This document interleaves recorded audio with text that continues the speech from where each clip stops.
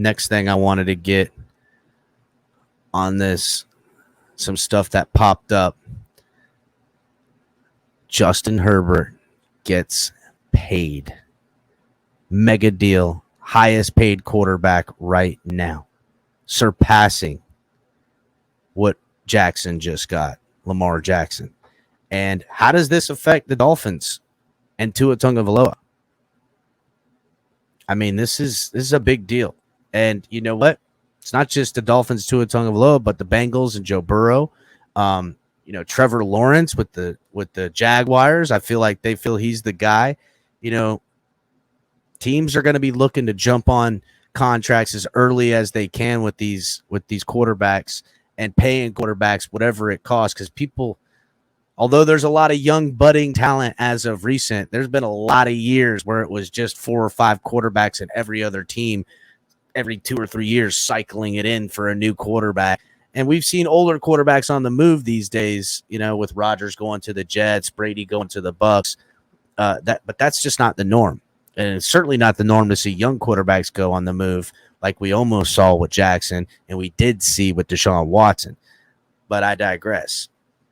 So today, Tuesday, the Chargers gave quarterback Justin Herbert a 5-year extension, massive deal. Now, this includes his 5th-year option. So it's $262.5 million. And he's getting guaranteed $218.7 million. Now, there's less amount of money in total guarantees than what Jackson got, but he surpasses Jackson, making what it is on an average salary. He's getting paid $52.5 million per year. Jackson signed a 5-year deal worth $260 million this offseason. Herbert's contract is yet another example of how teams like the Jaguars and Trevor Lawrence and yada, yada, yada are going to have to look to maybe get out in front of it, and what the Dolphins got to think about with Tua. I mean, to me, there's some concern about our cap number next year. I think we, with some minor adjustments, we'll be fine.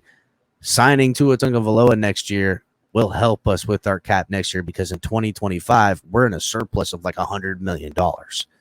And Chris Greer and everybody in the contract department and in the office have done a great job to prepare themselves to pay a quarterback or figure something different out potentially. I don't know, but how is this what kind of money is Tua gonna get? That's the question. Is Tua going to be the next highest paid guy? Joe Burrow's certainly going to get that big dollar. I mean, he's gone to the damn Super Bowl already. His team's been in the playoffs since he's been around here. Outside of his, again, he looks to be the guy. Dolphins are going to want to get a deal done before the Bengals do with Joe Burrow, if Tua is the guy. And that's going to be smart, because, price of admission goes up every time one of these players get paid.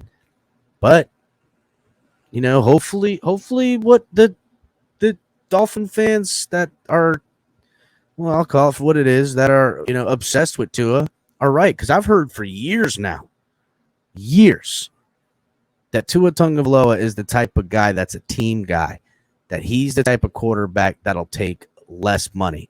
And that his injury concerns of the past, hopefully, are things that are going to help us keep his price point where he's not going to be signing the next mega deal, that we're going to get him for a reasonable offer.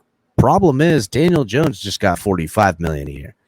So if Daniel Jones is getting $45 million a year and Justin Herbert's getting 52, to me, I think Tua is better than Justin Herbert.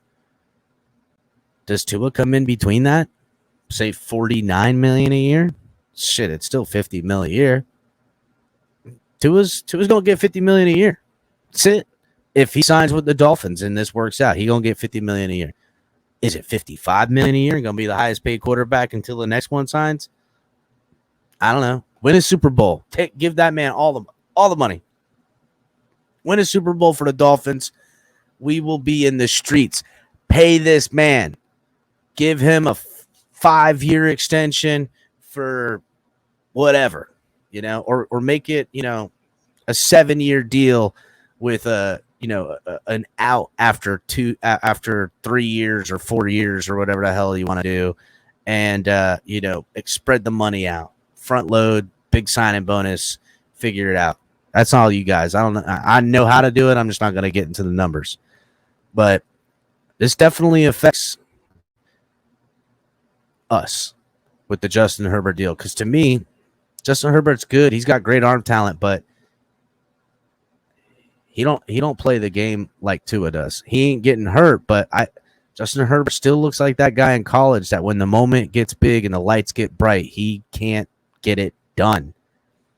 It was the main deciding factor that when we were drafting, and it was either Tua or Justin Herbert, why I was like, give me Tua over Justin Herbert 10 out of 10 times.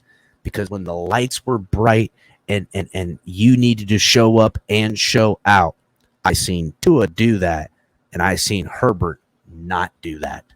And he has continued that, and Tua has showed up. Now he hasn't so much showed up in the instance that I'm talking about, especially like how he has in college, but the chips have been down against Tua, and he's had a lot of negativity around him. Shit, I've given him plenty of my damn self, and well deserving, but he didn't quit, and he fought through and found his confidence back, and there's something to be respected about that. So he earns it again and shines bright when we're in the playoffs. You don't have to pay this man, and I'm gonna be there saying, pay this man. That's a fact. That is a fact.